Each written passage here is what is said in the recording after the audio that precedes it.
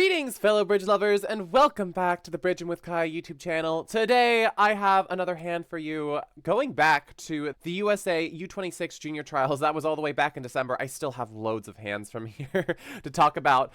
But yeah, they're all fun. We have a very interesting one today that involves some very precise declare play and just a moment where you feel like, maybe I don't have enough trump. How can we handle keeping trump control? So we're going to be going over this hand. I didn't play it perfectly. I just need to show it to you. And as always, I have to be like, hey guys, subscribe please. Hit that like button. I would very much appreciate it. This is my goal, is growing bridge, and this is your way to join me in spreading bridge. Yeah, if you haven't done it already, get on it, hit that subscribe button, like this video, and then comment all of your thoughts in the comment section down below. But without further ado, let's get into this video. All right, everyone, here we are with your hand. You've got a 14 count, 5 spades. You are playing strong diamond, but it's not all that different from 2/1. There's a little bit of a difference in this auction, but you're not going to have to worry about the auction too much. Just for context, again, you are playing imps in the U26 Junior Trials. So you could be a little bit crazy. You can bid a lot. Just saying. It's okay to bid there because everyone's bidding. So let's get into this hand. So with your strong diamond system, whenever we've got 5 spades and 10 to 14 points, we always open 1 spade. So we're not deviating from that. So with this bid, we are showing 5 spades, 10 to 14 high card points. Could be any distribution, but we have to have 5 spades. All right. And this is our top priority. When we got 5 spades, we bid it. It goes pass, and your partner bids 2 hearts, which is not what you think it is. 2 hearts is alerted, and it is showing a raise in spades, some sort of raise in spades. Now, the way that Isaac and I play this is we have 2 different raises of spades. A kind of 3. There's 2 shoved into this one. So the way that we consolidate this in our minds is this is a transfer raise. So when partner bids 2 hearts, I must bid 2 spades. And that's because partner holds either an invitational hand with 3 or more spades, or they hold a 3-card raise with no game interest. So you've either got a good hand or you've got a bad hand. And of course, if partner had a game-forcing hand, they would bid something else. They would bid 2 clubs. This is artificial and game-forcing and asking about shape, and then we start relaying. What's the other raise? For us, what we do is 2 spades. 2 spades is a raise. And this is showing a mixed raise. It's showing somewhere between probably like 8 to 10 high card points and 4 spades. So it's not necessarily invitational, but it's showing a 4 or 5 card raise and saying, partner, if you really have a hand that's distributional and we have a possibility of going to game opposite a mixed raise, then we go. So that's how we do our raise structure. And of course, when partner bids 2 hearts, partner's transferring me to 2 spades, so I bid 2 spades. I have nothing else to say. Now, if I had an absolutely extreme hand, like 6 spades and 5 hearts or something like that, I would be bidding something other than 2 spades because I have to show that I have something extra, saying that, partner, even if you have the bad 3-card raise, I'm still interested in game. But in this case, if partner has the bad 3-card raise, I want to just stay in 2 spades. So I'm going to stay in 2 spades. And partner, now, if they have the invitational hand, is going to bid something more, whereas if they have just the minimum raise, they're just going to pass. And this way we get to stay in 2 spades, even with any like invitational hand. It's very helpful so that you never have to stretch to the 3 level. Of course, the bids always have their downsides. Like 2 clubs and 2 diamonds are both artificial bids. 2 diamonds for us is a transfer to hearts. So we have no way to immediately bid them, so we'd have to bid 1 no trump first. So whenever you're doing something like this, there's always a takeaway. But that's basically how this works. And we end up in 2 spades, and this is the opening lead, and this is your partner's hand, right? Partner's got your minimum raise, and yeah, this is probably where we belong. Now, if we look at the hand, we've got 2 spade losers, we've got no heart losers, we've got 2 club losers, and we've got 2 diamond losers. So we have 1 loser that we somehow need to get rid of. And really, there are 2 losers that we can get rid of in multiple different manners. We don't necessarily have to have 2 diamond losers if we can guess the diamond suit correctly. We also don't have to have 2 club losers. We can either have the ace of clubs be on side, or we could use a heart to pitch away a club loser. So that was the first thing that popped into my mind, and I was like, okay, let's just get rid of this club loser immediately. So I win the queen here. I know I could have won the 8, but they're all the same in this case, so who cares? I wanted to maintain entries as much as I could. So we have the ace, we play a heart, we play another heart, and I pitch a club so that we have gotten rid of our club loser. And at this point, I realized that there might be problems here. I should have thought about it earlier, but if the trump split poorly, there is a concern that I'm not going to be able to set up my diamonds in time before I run out of trump. So, for example, what might happen is I play a spade, okay? And then it goes club, spade. Let's say they play ace of clubs dropping my king. They're psychic, right? This is something that could happen. And they play another club. Goes 10. We trump it.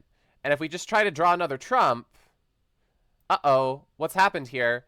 Now we are out of trump. They have one more trump, and we still have not gotten rid of any diamond losers. We've just got diamonds, and there's a trump right there. Oops. And they've got another club. So this is not a fun place to be. So drawing trump is not going to be enough if there's a bad trump split. So that's kind of the worst case scenario for us. So how do we play this hand if there is a bad trump split? Most of the time, when you feel like this is what's called getting tapped out, they're making you trump in the long hand of trump, and it's very uncomfortable because they're just trying to promote their trump by getting rid of your trump through making you trump. I just said trump a lot. So how do we prevent this from happening? Most of the time, you can try to set up your side suit winners. So what I tried to do is I tried to set up my diamond suit, and then we can draw trump later. Of course, they can still do similar things, but at least we'll have the diamond set up. That's like the idea. So what I did is most of the time in these positions, if you just want one diamond loser, we've got the ace, queen, 10, 9, 8. We want to throw in the queen and just, if they cover, then they cover. If they don't, we can double finesse later. So here they covered, and I played the ace. Now, most of the time for this kind of play, you want 2 entries, because if it goes queen, low, and then west wins the king, you want to be able to get back over there to take the finesse again, and that's something that we don't have here. So maybe it would have been better to play diamond to the ace and then another diamond. But here, a cover did occur, and now I know I only have 1 diamond loser. But then I got thinking again. If I exit a diamond, something like this could occur, because I'm trying to set up the diamond suit, and it goes diamond, jack, and then they play another diamond, and they get a ruff. And then they get the ace, king of spades, and the ace of clubs, which actually, I'm not so sure what I was scared about in this position, because we're making the contract. Like, maybe I was just going for over tricks. Like, the ruff doesn't actually hurt me that much. It guarantees that we make, even then. Because at that point, we had only lost 1 trick, and we were going to lose the jack of diamonds, the ace, king of spades, and the ace of clubs. That's all we were going to lose at that point. So, I should not have been scared of this. But for some reason, my brain was not thinking just make the contract, even though we were playing imps. So, that's what my brain was afraid of, when I really should not have been afraid of it. That's a scary thing to be saying. I should have just exited a diamond in this position. But what I actually did in this position is I exited a spade. And this actually could lead you to down 1 on a bad trump split, because you have not yet set up your diamonds. You did 1 step on it, but you didn't actually finish setting them up. So this was just a whole thing where I just changed plans like twice in this entire hand, which is not a healthy thing to do, and you should make one plan and stick to it. So I exited a spade, and then it goes king. Let's say you get in with the king of spades, and I know you've seen this hand, but if you were west, okay, how do you set this contract? How do you make it go down?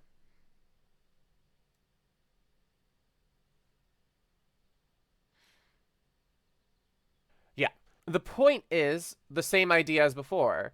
You try to tap declare out. You try to get them short in trump. So the plan is, firstly, what you have to do is you have to cash the ace of spades. And then it goes spade. Let's say they pitch diamond, spade. And you play the ace of clubs. And you drop their king, right? This is what you need to happen if you want this to work. You play another club, and then they rough it. And now you'll see that Declare has a problem where if they play a diamond, you win the jack, you don't draw the trump. They just you play another club. And then it goes like this, queen, jack, and then the defense gets both of these tricks because they got the trump and the last club trick. Actually risks going down, right? Now, well, why didn't Declare draw the trump? You play the jack of spades, and the same thing happens. That's the last trick that Declare is going to get because now they get the jack of diamonds and they get two clubs. So regardless, the last... Actually, it's not two clubs. It's a club and a heart. It's just in a different order. You still go down because you got tapped out. Now, when this happened on my table, what happened is they exited the jack of diamonds. They didn't see this idea. And they thought for the longest time, I remember, I was here sitting in agony because I knew that if they played the ace of clubs and then they exited another club, I was done. I knew what was going to happen. But to my relief, they exited the jack of diamonds. And then they played the ace of spades. And then they played another spade.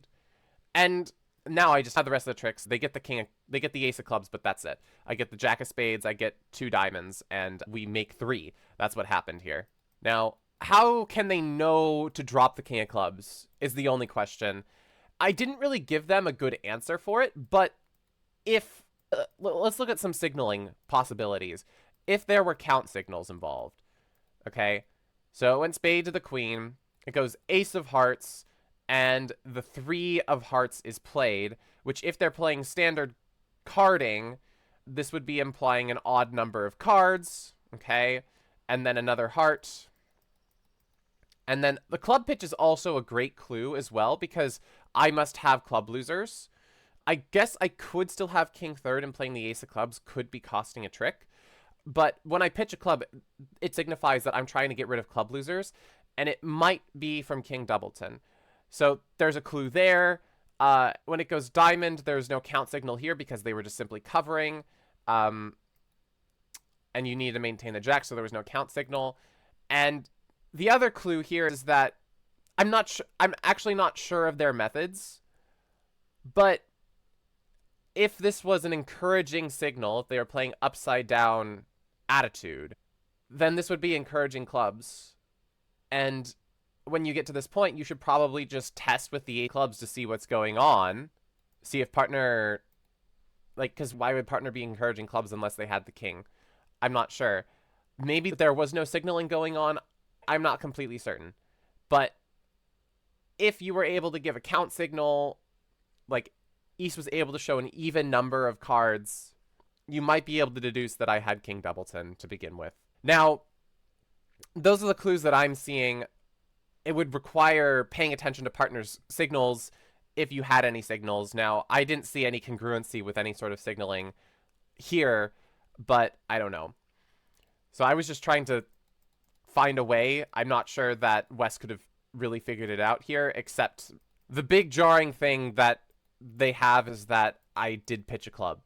And granted, this could be from king third, right? If you play the ace of clubs, it sets up the king, and like I could have started on a hand that was a 5-2-3-3 shape, where I had 3 diamonds and 3 clubs, and that certainly is possible. So I'm not completely sure. But I want to go over an even better line that just involves preventing this tapping line from ever occurring in the first place. In order to prevent tapping from happening, you want to keep your winners in the suits that you are short in, or you want to keep threats in the suits that you are short in. So the general idea would probably be, as soon as you get in with the spade, you just enact your plan. You don't try to pitch the club loser, because it might not even be a club loser, right? If you can continue to get West on lead instead of East, then you're not going to be worried about the club loser anyway, right? So what I think might be the most effective thing to do is either you touch diamonds now, or you just keep playing spades. So if we keep playing spades, what happens? It goes spade, probably heart pitch, and at this point, they might not, since we're drawing trump, they might switch to something else. Let's say they start switching to hearts or something. That might be the most critical defense that they can do. Trying to find a way to get partner to lead towards their club or something. We just play another spade. They win, right? They pitch another heart, let's say, and the critical thing is that they play another heart here, right? But at this point, now we are a lot less afraid of getting tapped out because the ace king of spades are gone. So what we could do is we could go for two things here. We could use the king of hearts to pitch a club, although this kind of puts us in a very similar position to what we were in before. Actually, if we do the same thing, let's say it goes like this. We draw the last trump. We're still safe. We're still fine because we can just knock, we still have another trump. So it might have just been safe to do that at this point. We give them the jack of diamonds and then the ace of clubs dropping the king, and we just are making 3 at this point. We just have all of these tricks.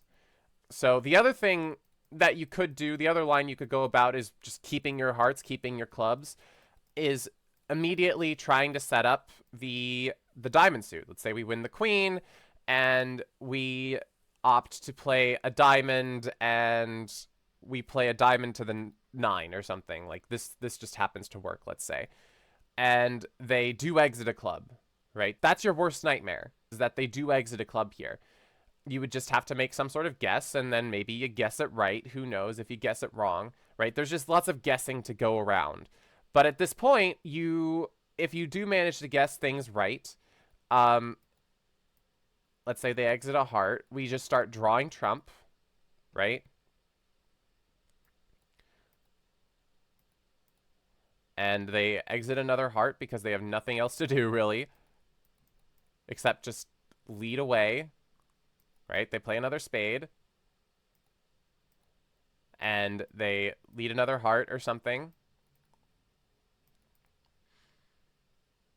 Pitch a diamond. Like, at this point, you just are able to get back to your hand with the king of clubs. And you play the spade, right? Now, you could get one of these guesses wrong and it'll be okay. But you can't get both of them wrong. What happens if you get both of the guesses wrong? You first play a diamond to the queen, and it goes king, and then they exit a low club, and then you play king, and then you play ace. Now, this is actually a lot more scary because now they can really start tapping you out. It goes like this, and you got guesses wrong, and at the same time, now you're losing trump quick. So, yeah, you don't want to get both of the guesses wrong. It might just be better to just start drawing trump and see what happens. But you really don't want to see a club switch, and I guess that's what I was afraid of in the end. And you just got to get the guess right. I don't know. But, yeah, I think that's pretty much what this hand is all about. How do you avoid getting tapped? And it's mostly just keeping the outside threats so that they have to maneuver around them. Which, on this hand, it's not too difficult to do, but in other hands, it's very hard for people to get to the east hand to lead through a club. Instead of just giving them a ticket to just being like, oh, I can just throw out clubs, or I could just throw out hearts, and I'm just getting rid of your trump. But yeah, that's this hand. I hope you enjoyed. If you did enjoy, please don't forget to like this video and subscribe to the Bridging with Kai YouTube channel so that we can continue growing Bridge together. And yeah, don't get tapped out anymore, guys. And keep bridging, everyone. Bye!